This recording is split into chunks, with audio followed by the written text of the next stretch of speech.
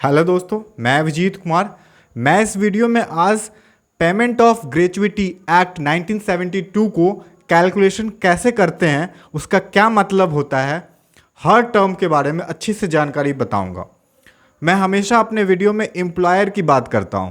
आज इस वीडियो में एम्प्लॉय की बात करेंगे, एम्प्लॉय की हक की बात करेंगे। ग्रेच्युइटी होती क्या है? ग्रेच्युइटी एज ए गिफ्ट होती है जो एम्प्लॉयर के द्वारा दी जाती है, बट आपके सर्विस जो आप सर्विस दिए तो उसके रिस्पेक्ट में आपको रिवार्ड मिलता है, उसी रिवार्ड को ग्रेच्युइटी कहते हैं। बट ग्रेच्युइटी पाने का बहुत सारा कंडीशन है। कंटिन्यूस सर्विस होनी चाहिए 5 ईयर की। वो सारा बात नहीं करेंगे आज इस वीडियो में। कंटिन्यूस सर्विस किसे कहते हैं, किसे नहीं। मैं मानता हूं कि आप इस वीडियो को देख रहे हैं तो आप 5 साल के दायरे के अंदर आते हैं और आपके लिए ये ग्रेच्युइटी एक्ट एप्लीकेबल होता है।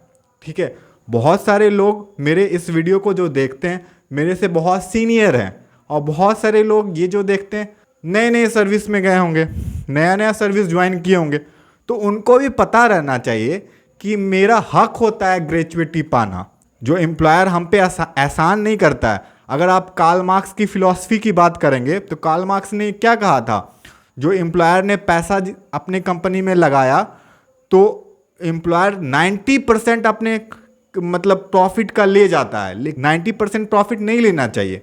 आपने जो कैपिटल लगाया थोड़ा बहुत प्रॉफिट बना लो इन्फ्लेशन को देखते हुए, और बाकी जो कैपिटल बचे, प्रॉफिट बचे, वो अपने एम्प्लॉय को बांट दो।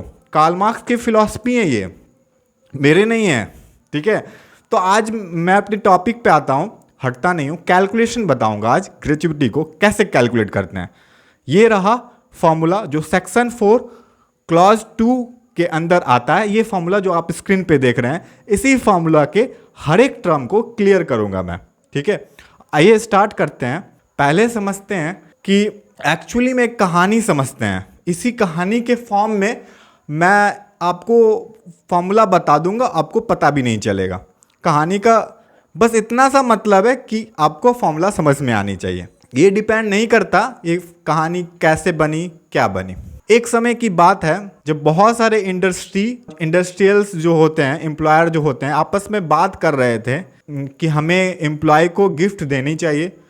तो किसी ने बात किया क्या कि साल में जैसे 12 महीने होते हैं, एम्प्लॉय लोग काम किया, हर महीने तनख्वाह मिलते हैं उनको, तो क्यों ना हम उनको 3 महीने की एक्स्ट्रा सैलरी दे दें। तो बहुत सारे एम्प्लॉय कहे अच्छी बात है, अच्छी बात है। तो लेकिन बहुत सारे एम्प्लॉयर कहे कि नहीं, ये नहीं कर सकते हैं, ये बहुत ज़्यादा हो जाएगा। अगर आप लॉन्ग टर्म बेसिस पे देखोगे, 1 साल में तो ठीक है, चलिए ठीक है, लेकिन आप लॉन्ग टर्म बेसिस पे देखोगे जो 30 साल 40 साल जो सर्विस कर लिए, उनके लिए दे पाना बहुत मुश्किल हो जाएगा, है ना। आखिर ऐसा होता नहीं है दोस्तों, लेकिन वो लोग कहे। फिर डिसीजन लिया गया, सब लोग से बोर्ड में मीटिंग चल रहा था। फिर डिसीजन लिया गया 2 महीने। 2 महीने भी बहुत ज़्यादा हो जाएंगे। किसी ने कहा 30 दिन, 1 महीने। तो कुछ एम्प्लॉयर तैयार हुए, कुछ एम्प्लॉयर नहीं तैयार हुए। तो सबके सहमति से एक निर्णय लिया गया कि चलो यार 15 दिन की सैलरी दे दिया जाए इनको। तो ठीक है, वहाँ से तय हो गया। तो अब फॉर्मूला मेरा कैसे बनता है, पहले आप सुनना, घबराना मत। 15 divided by 30 into salary into number of completed year of service, ये फॉर्मूला हो गई।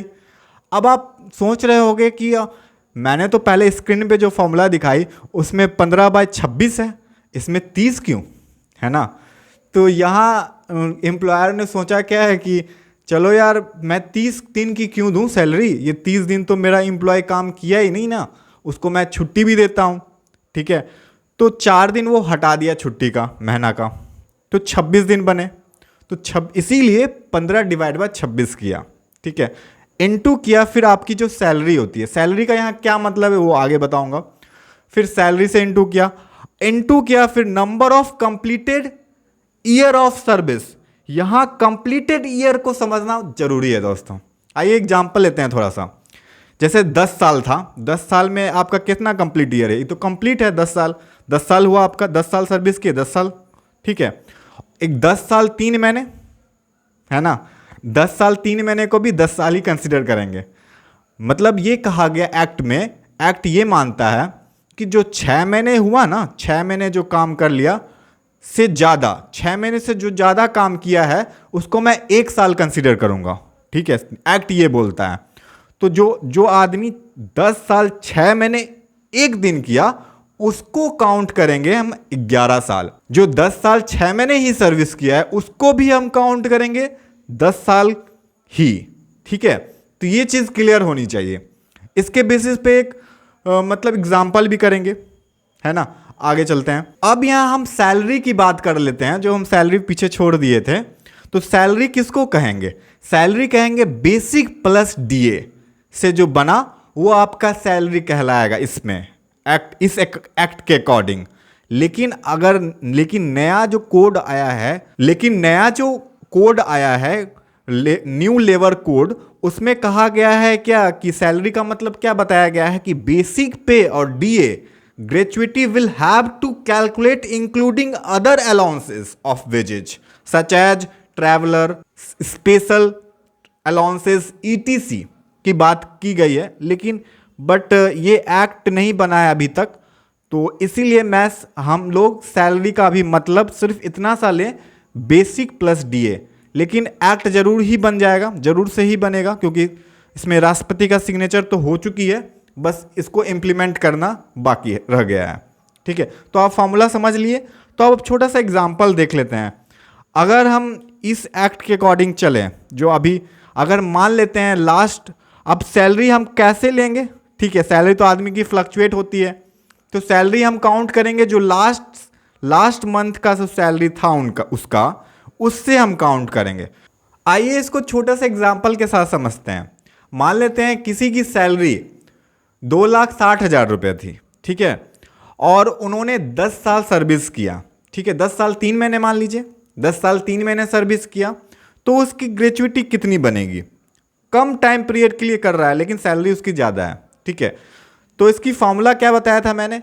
15 डिवाइड बाय 26 क्यों करते हैं ये भी बता दिया था, और इनटू सैलरी इसकी 2,60,000 थी, और कितना सर्विस था इसका? 10 साल का।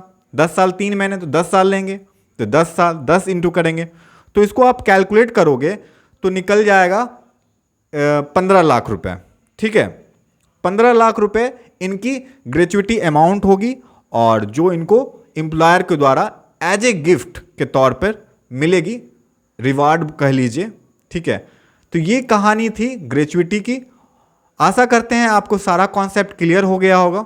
अगर आप चाहते हैं कि मैं इस पे फिर से वीडियो बनाऊं तो प्लीज़ लाइक कीजिए और सब्सक्राइब भी कीजिए हमारा चैनल, और अपने डाउट कमेंट बॉक्स पर ज़रूर ही लिख कर बताएं कहाँ पर आपको समझने में दिक्कत हुई है, ताकि मैं अपने अगले वीडियो को अच्छा कर सकूं।